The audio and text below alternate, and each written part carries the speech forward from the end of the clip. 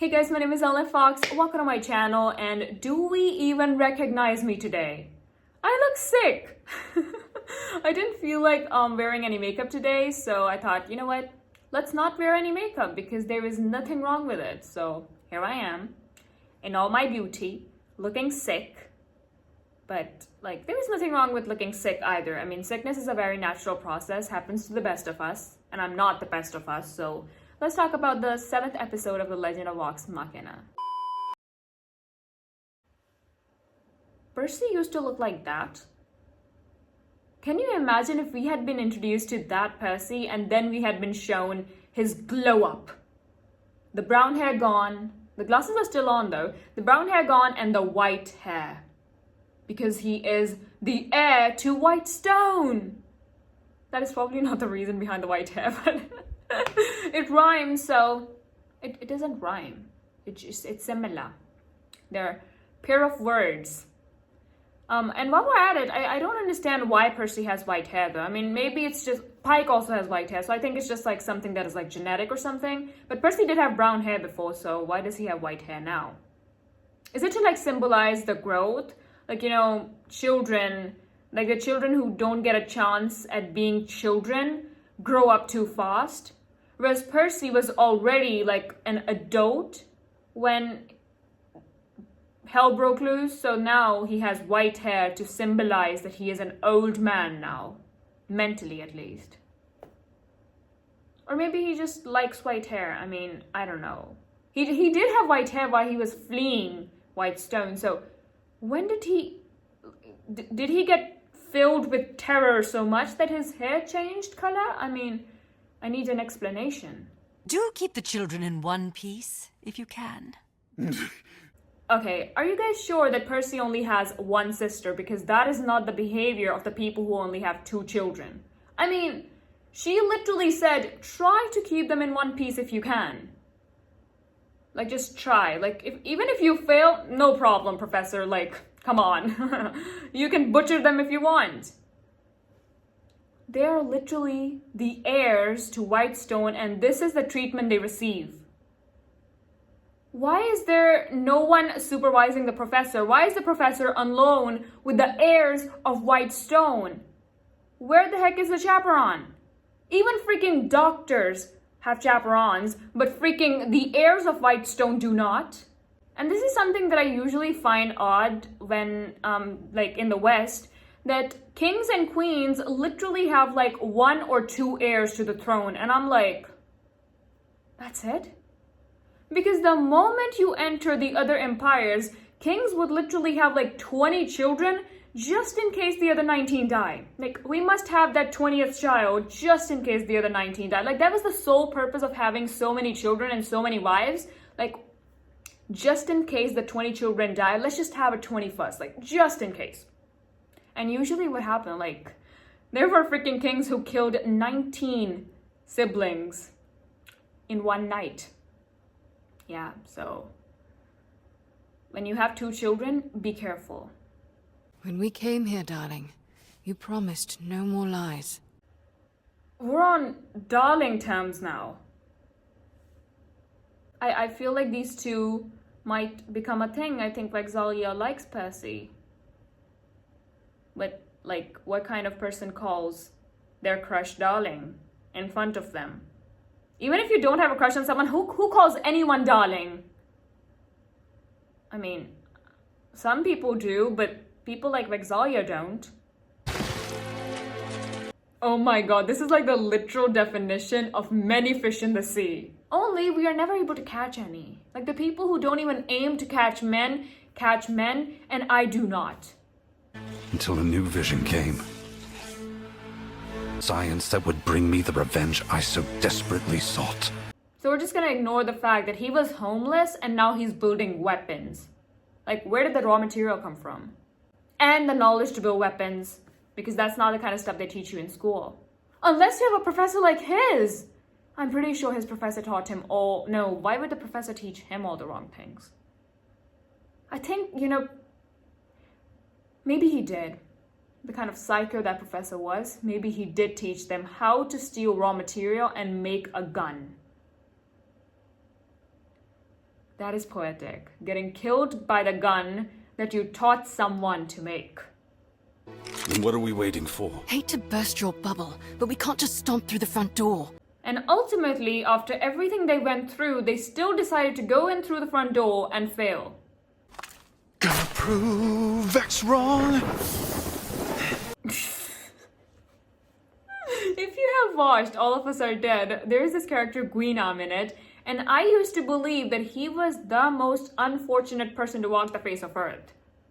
But Scanlan definitely takes the cake.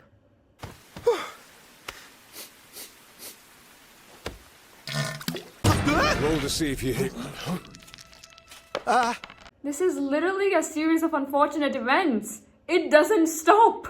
Gentlemen, to your health. Oh, He drank it himself. Without knowing what the potion does, he drank it himself. I mean, I would have thrown it at the soldiers, hoping it was like a bomb or something, but he drank it himself. What an idiot.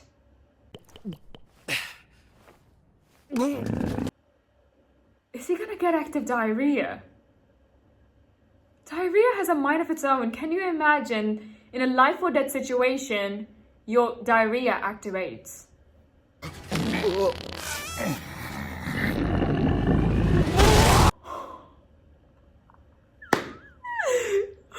my god. This was cool. This was cool. Yes.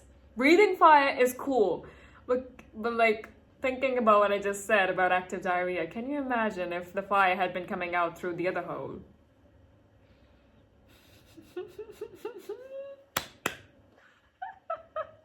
Thinking about your sister? Is it that obvious? We are on a mission to save your sister, so obviously you're thinking about your sister. I mean, it's not rocket science to crack what you're thinking about right now. I mean, as a matter of fact, I think a person on crack can tell what you're thinking about right now. Scanlan is a good singer. Like, he has got some good singing skills. That is the only thing I like about him.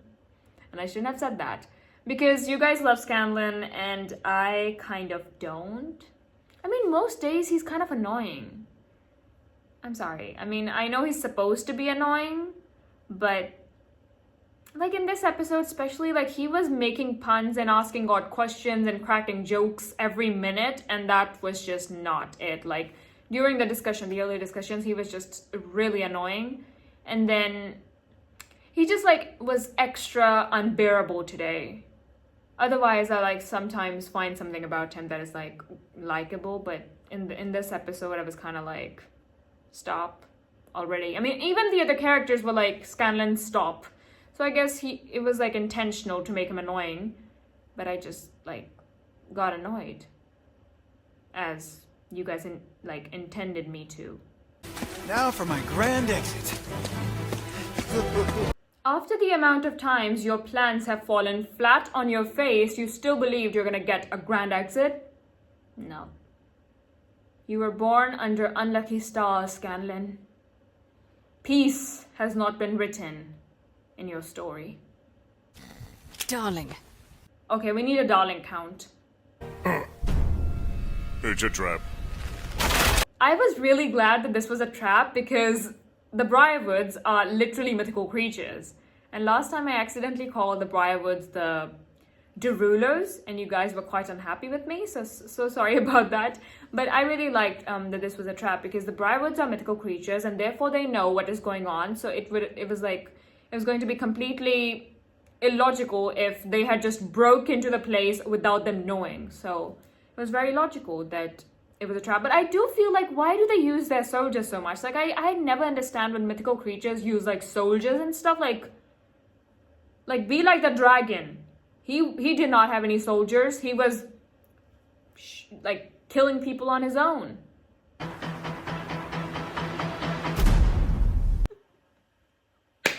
This was good. This was good. It was something that I was not expecting. Like, I expected him to just like begin with the magic, but this was cool. The brothels have taught me one thing. Size doesn't matter. It's how you use it.